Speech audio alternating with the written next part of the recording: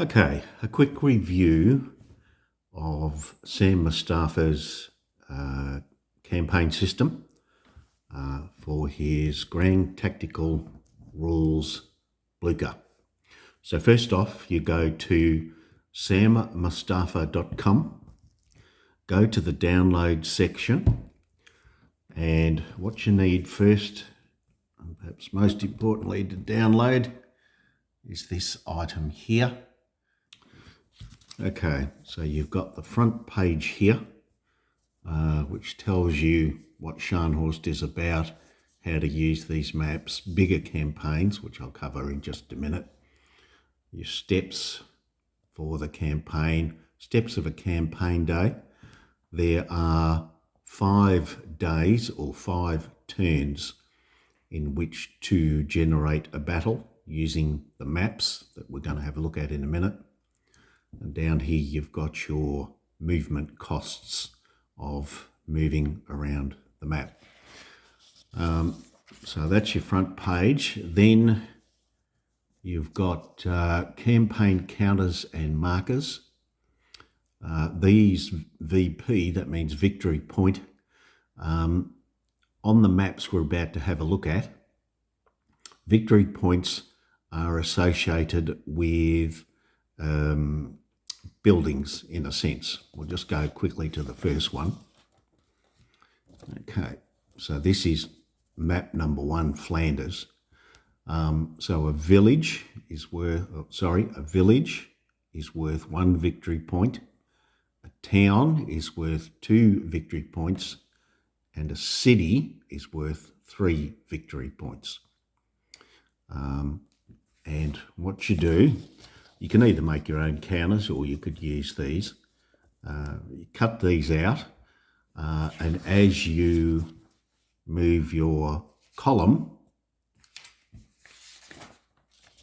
which is these things here, as you move your column along a path, when you either land on or even move over the top of a village, town or city, you get control of that village, town or city, and you place an appropriate victory point marker on there. Now, with the columns, generally there are 4 or up to 4 for each opponent. Can be less.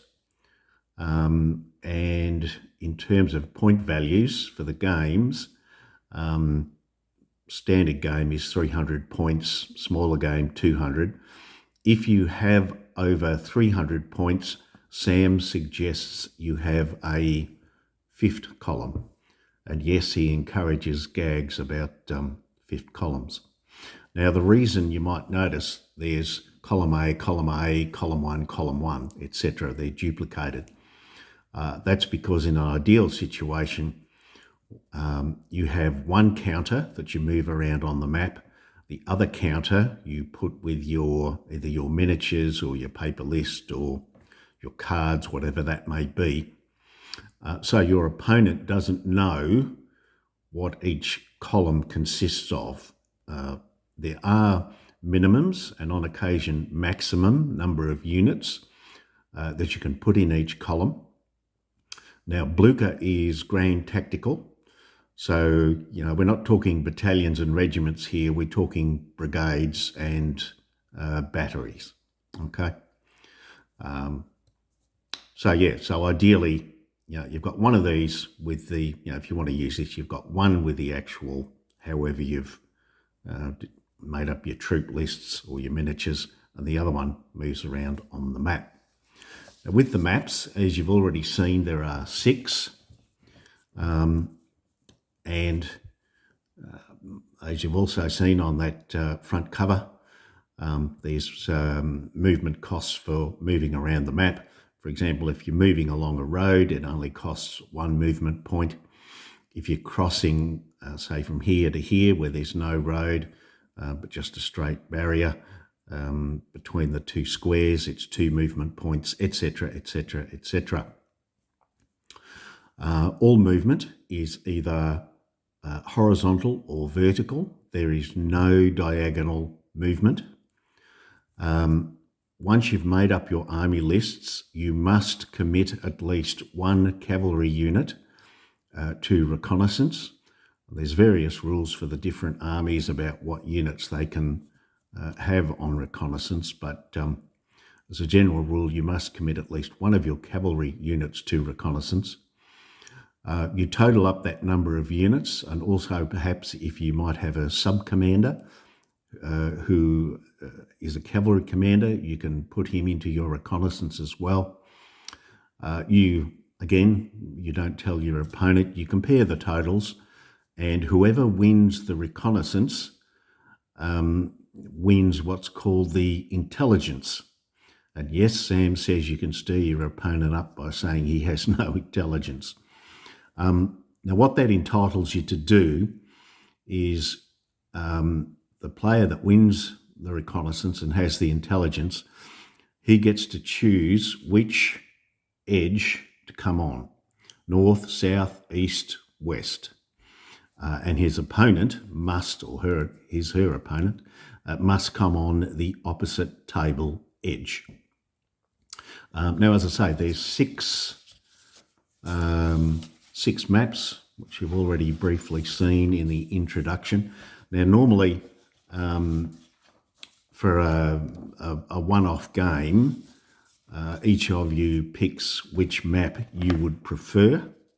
You compare.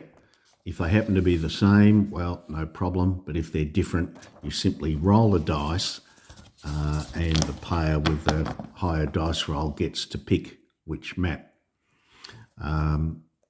Obviously, if you're running a campaign or a particular armies that were operable in a particular theatre, you can pick a particular map.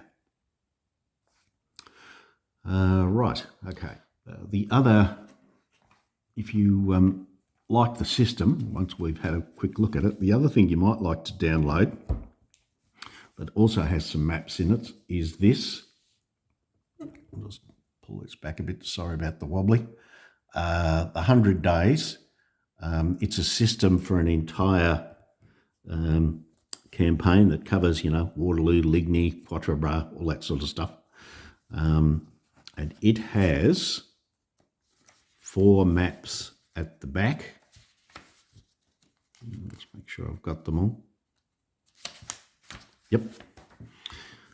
Now there's 4 maps that could also be used either individually, or what they're actually meant to do is to be put together for this particular 100-day campaign. They are meant actually to be put together into make one big map, but you could use them individually. The other thing you may like to download, just while you're having a look, there's lots of things there that are free downloads, so we're not infringing any copyright here whatsoever. The Gneisenau player aid, that comes in handy. Now you'll notice here it says that a game of Blucher lasts 30 turns. And you think, wowzers, that's a long game. Don't be fooled. As each player has a go, that's their turn. So in other words, I get to move first, then you get to move. That's not one turn, that's 2. So really, it's a 15-turn game. These sorts of things come in very handy. Counters for the game that you can cut out, stick on some cardboard and use for the actual miniatures game. If you don't have your own counters, obviously, as I've mentioned before, print this up, cut it out, pop them on some cardboard counters, and you can use those. And a quick reference sheet always comes in handy. Might like to, just while you're there downloading this other stuff, just have a poke around and see whatever else you might like. If you don't have miniatures, you used to be able to order cards. We'll have a look. Now this particular box set, the 100 Days, Now, these aren't necessarily readily available now, and also ordering them from the US, I think, would be horrendously expensive. But again, at the download section, you can download a template that will enable you to create your own cards. Well, there's some Prussian landwehr, Prussian regular unit. You get the idea, some cavalry. You can actually download some templates and you can create your own cards if you haven't got miniatures, or you just want to try the game first before you decide to go the dreaded rebasing. Okay. Now we'll have just a quick look in the rule book just to show a couple of pages. Okay, I'm sure Sam won't mind us looking at just a couple of pages. Here's a sort of an index describing the various terrain features that must appear in each square. Usual thing: hills, buildings, minor rivers, roads, etc., etc. Now here's the sort of a makeup of a sort of a typical French army, separated into columns. Each one of those figures represents either a brigade of infantry, a brigade of cavalry, or a battery of artillery. The artillery can either be combined to form a unit on the table, or they can be attached to the infantry. As you can see here, cavalry corps and then one cavalry. And down here you've got this little note from Sam. You can pause the video and read that, but it explains what's going on. Now the idea of the game, and I'll just put this down here, is you're trying to force battle. Each one of these squares represents a 2 foot by 2 foot area in real life. And what you're trying to do is force a battle on a 6 by 4 table. Now there are, as I've said, ways that you actually do that. So you might force a battle here where you've got 1, 2, 3 across and then 1 deep. So, 6 feet by 4, basically. Now it could be either horizontal or vertical, like so.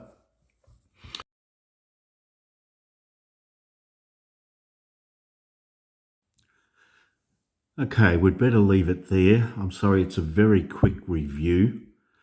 There's all sorts of things that I haven't been able to cover.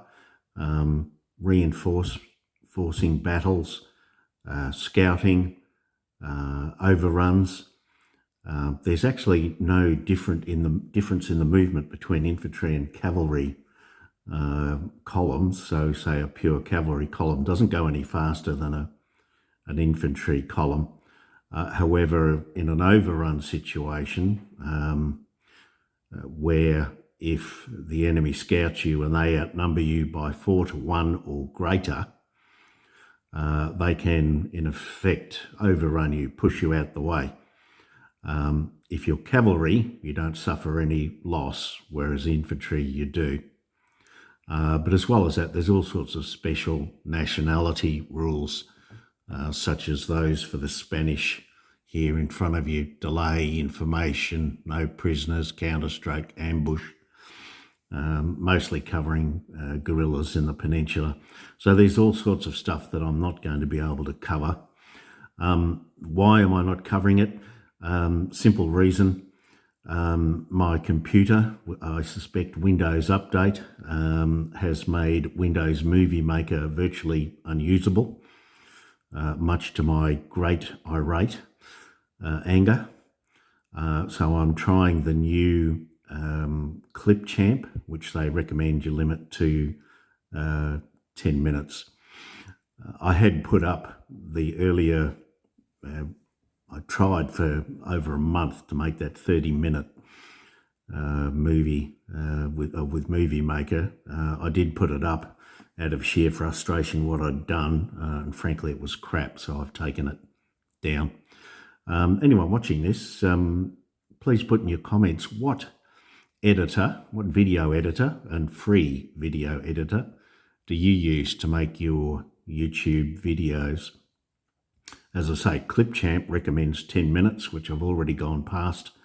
So I'm not sure how this will turn out, but that's why it's a bit of a flying overview.